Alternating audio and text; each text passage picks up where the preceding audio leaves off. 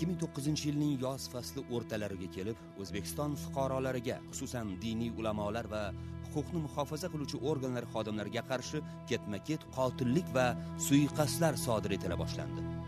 Bu xunrezliklarni tahlil qilar ekanmiz, nega qotilliklar asosan din vakillariga nisbatan uyushtirildi degan savol yuzaga keladi. Bu haqda filmning ikkinchi qismida so'z yuritamiz. Sodir etilgan mazkur qotillik jinoyatlari bo'yicha tezkor qidiruv ishlari tashkil etildi. Dastlab O'zbekistonda Umar ismli noma'lum shaxs rahbarligida ekstremistik guruh faoliyat yuritayotgani haqida tezkor ma'lumot olindi. Keyinchalik 1999-yil 16-fevraldagi terrorchilik harakatlaridagi ishtiroki uchun qidiruvda bo'lgan, Checheniston va Dog'istonda terrorchilik tayyorgarligidan o'tgan va Ukrainadan qochib kelgan bu shaxs suratdan Mahmudov Shavkat ekani aniqlandi.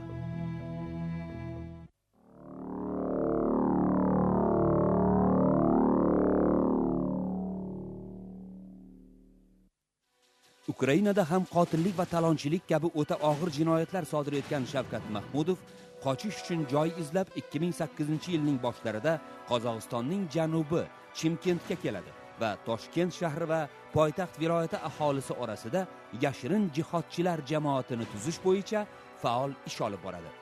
Bu borada Shavkatga o'g'li Shuhrat Dilshodov va 1977-yilda Toshkent shahrida tug'ilgan Davron Ismonxo'jayevlar yaqindan ko'maklashadi. 3 kun o'tgandan keyin u Umar shaxsi ismidan meni tanishtirdi. Umar o'sha jihod g'oyalarini olg'a surib, O'zbekistonda shar'iy islomiy davlat qurishligini va bu narsa jihod o'rnida bo'lishligini aytdi. Achinarlisi shundaki, ilgari diniy ekstremistik tashkilotlar faoliyatidagi ishtiroki uchun ozodlikdan mahrum etilib, keyinchalik xalqimizga xos bag'rikenglik ifodasi bo'lgan amnistiya akti bilan kechirilib, ozodlikka chiqarilgan ba'zi kimsalar ham yana jihodchilar ekstremistik guruhiga qo'shilib qoladi.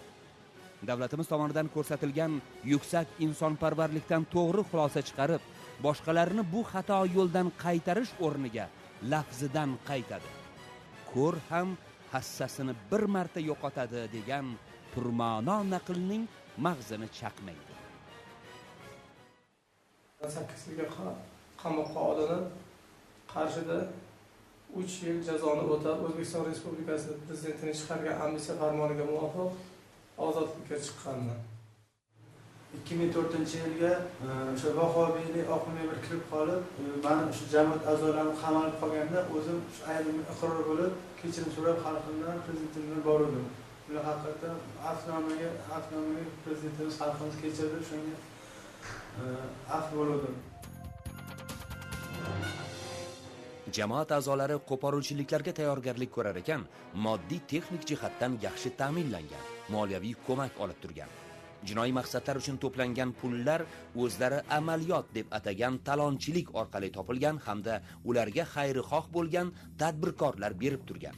Jumladan Shavkat Mahmudovga tadbirkorlik bilan shug'ullanuvchi aka-uka Nurullayevlar mablag' tarafdan yordam berib kelgan. Mahmud Shavkat aka qoldilar. O'shanda Nurullayev Baxtiyor aka kirib, Mahmud Shavkat akaga 15,000 AQSh dollari berganini ko'rganman. Baxtiyor aka Shavkat akaga bu pul sizga yana kerak bo'lsa aytavering, qilib beraman va bu ishlar uchun men tayyorman deganligini guvohi bo'lganman va eshitganman. Aka-uka Nurullayevlar mamlakatimizda tadbirkorlar uchun yaratilgan qulay imkoniyatdan foydalanib orttirgan boyligini el manfaati yo'lida saxovatli ishlarga sarflash o'rniga yurtimizning osoyishtaligini buzuvchi, xalqimizning osuda hayotiga rahna soluvchi qora kuchlarni rag'batlantirishga ishlatganini qanday izohlash mumkin? Dastlab tergovda birga ko'rgazmamizda shu akangiz Baxtiyor Nurullayev shu terrorizmni moliyalashtirish uchun, ya'ni qurol yarog' o'qdor sotib olish uchun Mahmud Shavkatga 100,000 AQSh dollar berganligini ko'rsatgansiz. Ko'rgazmalaringiz to'g'rimi? Hammasi to'g'ri. ularni harakatlarida faqatgina odamlarni o'ldirish, so'yish, hatto ulamolarni ham jismonan yo'q qilishgacha borib yetishdimi? Demak, ularda hech qanday bir insoniy fazilatlarning o'zi yo'q ekanligini namunasi emasmi? Bu narsalarni hech qaysi ulamo, hech qaysi din vakili va hech qaysi olim masalan bu narsani oqlay olmaydi. Bularni hammasini ana shu maxsus bir doiralarni homiyligi ostida bizni yurtimiz, nafaqat bizni yurtimiz orqali Markaziy Osiyodagi barqaror vaziyatga mana shunday bir salbiy ta'sir o'tkazish va shu yerdagi tinchlikka rahna solish degan narsa maqsad qilib qo'yilganligini aytishimiz mumkin.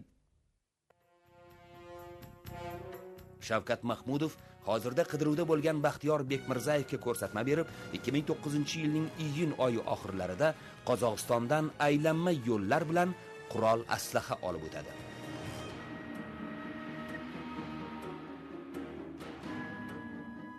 Umar darsni boshladi. Keyin o'sha bana to'sovlarni o'tib bo'ldi, endi dedi jihodda g'alaba qanday bo'lish kerak, shu jihodni qurol bilan qilish kerak. Mana men bitta qurol ko'rsatganini olib keldim, mashqni ko'rib, o'rganib razborka qilishni o'rgataman dedi. Dars tamom bo'lgandan keyin o'sha qurolni razborka qilib o'rgatdi.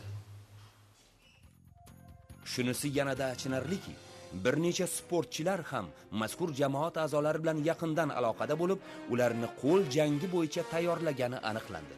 Jumladan Ilhom Shomansurov avval ham shunga o'xshash oqimlarga qo'shilgandi, lekin keyinchalik o'z xatoyimni anglab yetdim deb kechirim so'ragach, unga nisbatan bag'ri kenglik qilinib, imkoniyat berilgandi. Holbuki u yana buzg'unchilikka bosh qo'shadi. Keyingi darslarda Mahmudov Shavkat mendan nima bilan shug'ullanishimni so'radi, ya'ni kasbim nima qilganim. Men shu taekvondo sport turida 10 yildan shug'ullanganman. Xalqaro toifali sport ustasi. Bir necha karra jahon chempioni sovrindori bo'lganligimni aytganman. Shunda u menga taklif qilgan jamoatimizdagi bolalarni qo'l jangi bilan mashg'ulot o'tkazishni va oyiga 200-300 dollar AQSh dollarini va'da qilgan. Jamoat a'zolari qisqa muddatli tayyorgarlikdan so'ng terrorchilik harakatini sodir etish, hatto o'zini o'zi halok qilishga tayyor manqurt holatiga keltirilgan. Jumladan, g'oyaviy ishlovdan o'tgan Shahzod Ko'paysinov, Artur Guziyev, Umidjon Muslimov va Sobitxo'ja Toshpo'latovlar belgilangan obyektlarga hujum qilib, o'zini o'zi portlatib halok qilishga rozi bo'lgan. Umar aka bizga dars jarayonida bu yo'lda shahid ketishlik haqida gapirtirib, jamoat a'zolarini shunga da'vat qilardi. Kerak bo'lsa, shu yo'lda o'lib ketish, shahid ketishlik haqida ham gapirgan, tushuntirgan jamoat a'zolariga. Bizani ongimizga ta'sir qilganida, biz unga e'tiroz bildira olmaganmizni, faqat eshitib o'tirganmiz uni darslarini. Masalan, ana shu jihodga chorlagan odamlar insonlarga shunday narsani va'da qilishyaptiki, go'yo ana shu jihod qilayotgan odam, ya'ni go'yoki islom uchun kurashayotgan odam shahid bo'ladigan bo'lsa, unday odamlarga jannatda qasrlar qurilishini va shu bilan birgalikda 70 ta qarindoshini savol javobsiz o'zi bilan birga jannatga olib kirishdek huquq berishi to'g'risida safsatalarni olib chiqishyapti. Aslida esa shahid so'ziga sharh beradigan bo'lsak, shahid shunday insonki, qachonki o'zini vatanini himoyasida halok bo'lsa, unday farzand, unday yurt farzandi shahid bo'ladi. Lekin bularni biz olib qaraydigan bo'lsak, mana shu jihodchilarni olib qaraydigan bo'lsak, ular mana shu vatanni tark etib, o'zini vataniga qurol ko'targan odamlarni qanday biz shahid deyishimiz mumkin? Shahid so'zini qo'llash mumkinmi shundan keyin? Shavkat Mahmudov va uning yaqin hammaslagi Davron Ismonxo'jayev nafaqat jamoatdagi yoshlarga, balki o'z ayollariga ham g'oyaviy jismoniy ta'sir o'tkazib, ularni ham belgilangan joyga borib o'zini o'zi portlatib halok bo'lishga tayyorlab boradi.